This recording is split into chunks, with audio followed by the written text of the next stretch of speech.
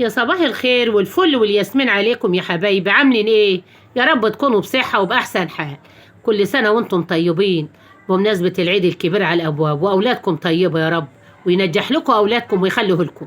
بالله عليكم خلي بالكم من مطبخ ست الحبايب في اللايكات، واشتركوا لي يا حبايبي. أنا بدخل لكم طول النهار، وإزاي إن انتوا بتدخلوا تعلقوا لي؟ بس أنا بدخل لكم والله والله بالأربع دقايق وبالتلاتة عشان تصدقوا. بسمع الإعلان يا حبايبي وما بسيب لايك لحد. عامله ايه دي يا ست الحبايب؟ انا قلت هوريكم خزان البصل يا حبيبتي. السنه اللي فاتت يا بنتي انت وياها لقيت البصل جبته اللي هو بالعروش بلف بالعربيات دي في كل البلاد طبعا. لا جبته والله رميته كله، ما بقيت نطلع من 200 جنيه نطلع ب 50 جنيه.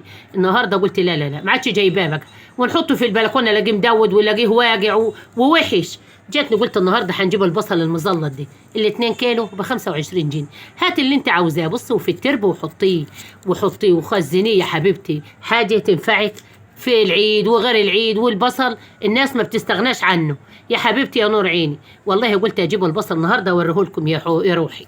اهو شوفوا البصله جميله ازاي ولذيذه ازاي، ومفيش بيت يخلى منه. اهو بصي تجيب ام عرش ديت المزلطه دي بتقعد عندي بالسنه في الترب ولا بصيبها حاجه. زي البصل اللي بنجيبوه بعروش دي بنلاقيه مفشفش ووحش. يا حبايبي بالله عليكم، هو فيديو صغير، بالله عليكم وحياة ولادكم ما اسمعوا الاعلان وما تنسوا لايك يا حبايبي. وكل سنه وانتم طيبين واولادكم طيبه يا رب، ويهدهم لكم وينجحهم لكم يا رب، هم وحفايدي واللي زيهم.